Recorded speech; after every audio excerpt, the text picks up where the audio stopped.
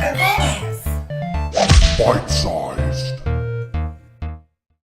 Welcome to Gaikoku Gamers, I'm Darryl Benson, and this is another bite-sized edition, and today we'll be talking about one of my favorite controllers ever made. And no, this was not made specifically for the launch of a system by the company who made the system.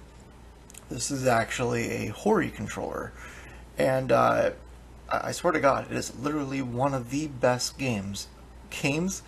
controllers ever made.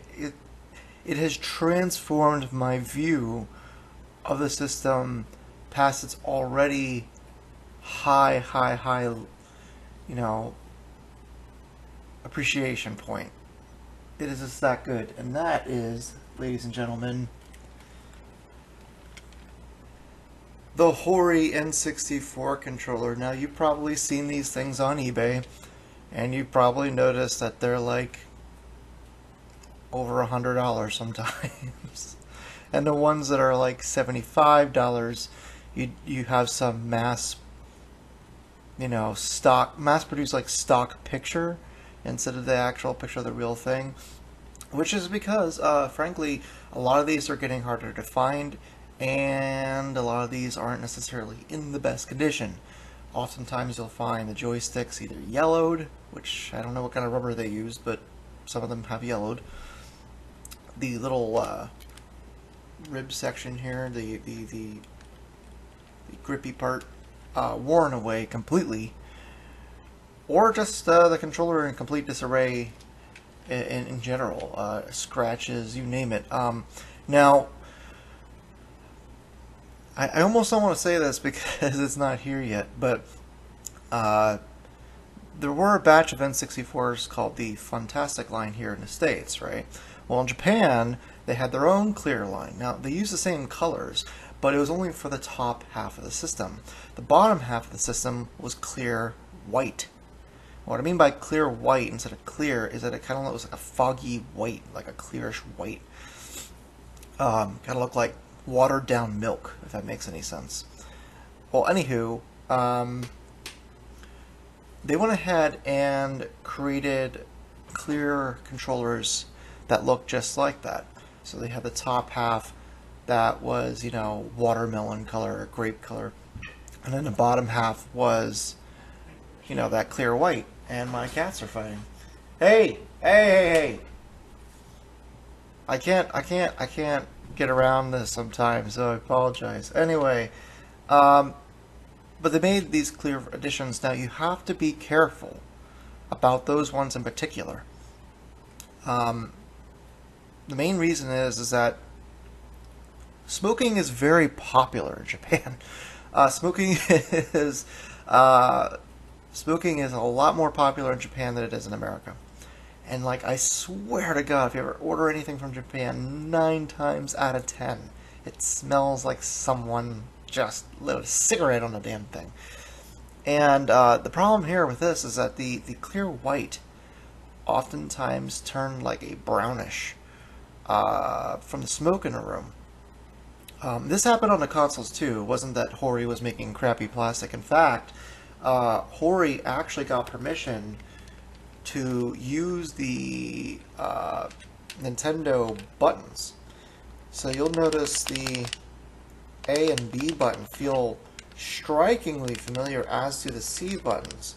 Now I'm pretty sure those were the only ones that were taken, although I do swear to God this is a different colored GameCube D-pad, because it feels exactly the same.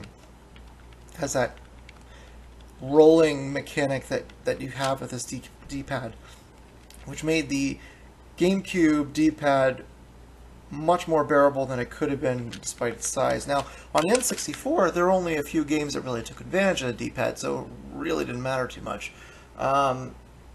However, there still were a few games that took advantage of this, and that included Bomberman 64. And Bomberman 64, I'm not talking about the crappy 3D version, Bomberman 64, the 2D edition, the very rare arcade-style type multiplayer game that you would imagine would be on Super Nintendo, only used the D-pad. Now, it is a little it doesn't look like it's much of a stretch, and it really isn't, to be fair. Where am I? But it's kind of like that. So, comfortable, kind of comfortable. Now, as you can see, it takes all Nintendo accessories to the same exact type of porthole that you get on a regular 3-pronged N64 controller. The biggest difference, though, as you can tell, is that the joystick now resembles a GameCube joystick. Now, I have my GameCube joysticks over there. I probably should have grabbed it, but this is significantly larger, actually. There was a top purple, bottom clear, I don't mean white clear, I mean clear, prototype GameCube controller that was floating around. Now, the sticks were larger, a bunch of things were different, the start button was different, etc. The triggers were a little different. But the biggest change on that one was that the stick was huge. Now, it's not quite as big as that, but it is getting there. This does dwarf the size of a GameCube joystick. Now, you might be thinking, oh, well, why does it need to be bigger? Well, actually, the prototype joystick was extremely comfortable. Not only that, but the larger the joystick you have, the more throw you have, which means that the more minute changes you can make.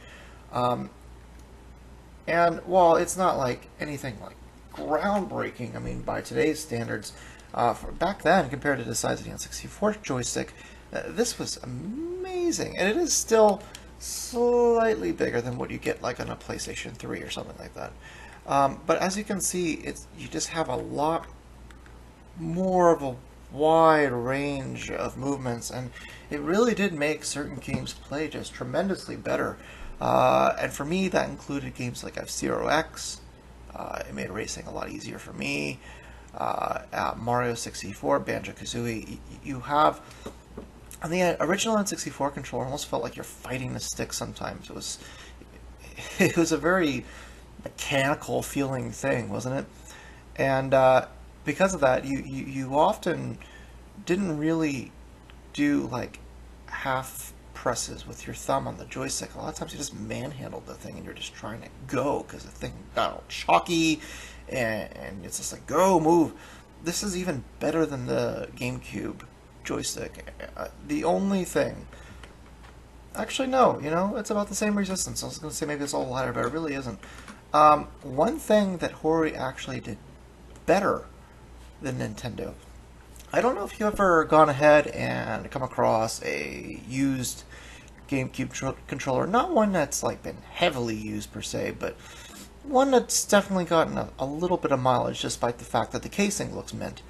And you almost feel like bumps, almost as if like the joystick is going over an internal D-pad. Do you know what I mean? Like, yeah. These Hori controllers never do that. So I don't know what the mechanics are. I've never opened up a GameCube controller, although I will be doing it soon. Because I got a spice-colored controller in mint condition from Japan, but the joystick is a little worn, so I'm going to replace it with my purple one. But I'm not really sure what the mechanics are inside that versus this Hori one. But I will say that the Hori one's a lot better. Now, the trigger systems are interesting. You have the Z, you have 4 triggers on the back. And you're probably thinking, well, there's only 3 triggers. Well, you'd be right. The Z's are here. So you can hit the Z button over here or over here. And then, of course, you have L and R. Now, this is very weird because, well, typically N64 games aren't played with L and R, they're played with L and Z. This is probably my only gripe about the controllers, that you have to kind of learn to hold it differently, and I'll try to show you what I'm talking about. I don't do this because I like gripping onto the back with my middle fingers. As you can see, it has these little notches which your middle fingers and your ring fingers just kind of sit into quite nicely. So you're playing the triggers with your index fingers. And as you can see, I've played with this controller so much that I've kind of slipped right into natural position. I put one over here for R and one over here for Z. and I just play like that. Now, the other way I'll play, something's not right here. Yeah, that's it. The other way I'll play for games that are more action-packed, like F-Zero X, is that I'll rest my middle finger here. Now, I don't know why, but just holding it here and gripping all the way up here just doesn't feel very comfortable. So I'll put my middle finger here and my index finger here, and that feels right. That feels great. So I will admit, it's almost a little too small for its own good. However, if you kind of think outside the box as to where you should put your hands, this controller is significantly better still than the N64 controller, which, to be totally honest with you, really wasn't that hard to one-up the N64 controller. The N64 is one of my favorite systems of all time. And when I was a kid, the N64 controller was pretty badass. I mean, frankly, we didn't have anything like that.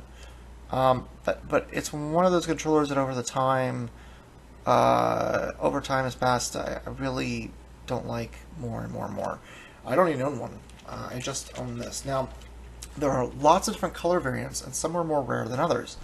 The half color, half white clear controllers that went with their versions of the Fantastic systems are pretty common. Outside of, like, well, actually no, they're all pretty common. They only made the aqua, that bluish color, the ocean color, the watermelon, and I think it was one other clear color. They didn't make like a clear orange one, if that's what you're looking for, or a clear purple one. They did make a clear white one, completely white, so the same white on the bottom as the one on the top. Now that one's rare. That one goes for a little bit more money, so expect to pay a little bit more. And it also is very hard to find that's not brown from cigarette smoke. The other one that's very rare is actually the one that I own. For whatever reason, I guess people like that it matches the system, and these things go for a lot of money. Right now there's like 2 or 3 on eBay, and they're all over 120 bucks. Yeah, it's gonna cost you. But they also made one that's pretty cheap, well, in comparison to the other ones, and that would be the atomic purple color. Yes, they actually perfectly recreated the atomic purple color. In fact, I actually think they used Nintendo's plastics. I'm pretty sure for the shell and the casing as well, they used Nintendo's plastics, because I know they used Nintendo's buttons. So I'm pretty sure they used Nintendo. It just feels like an N64 controller, it really does. But they made an atomic purple one. Now, if you don't care about color, that's probably one to seek. Or if you don't need a clear one, they had solid color ones like this. Now, the black one's rare, and the yellow one's pretty rare. But they also came up with red, blue, green, you know, the same exact colors that you get here in the United States for a regular Nintendo 64 controller, and those ones don't go for nearly as much money. Now, it's all up to you, really. Either way you go, you're going to get a fantastic controller. So if you don't care about color, go after the solid color ones outside of black, and go for the atomic purple one. Outside of that, if your heart is set on a specific color that is not common, be prepared to open up your wallet a bit. In fact, the minimum you're going to be spending is probably 65 to 75 bucks for these things. So yeah, so that's the review for the Hori controller. It is a fantastic controller. I really implore you to pick this up, because these controllers are really, really well built. They put Nintendo's to shame, and let's face it, that doesn't happen very often. So pick it up, and please rate, comment, and subscribe. We will be doing videos literally every single day. Most of the time we do more than one, and it's all for you. So if you show us a little bit of love, we'll show you love back. We're pretty new. We've only been doing this for about a week, although our site has been up for a couple of years. And either way, new and old, we appreciate our viewership. We appreciate the people who have been with us ever since Wii U Daily and Bowser's Blog, and we hope that you'll be continuing to watch us for years to come. Until then, have a good one. Check you later.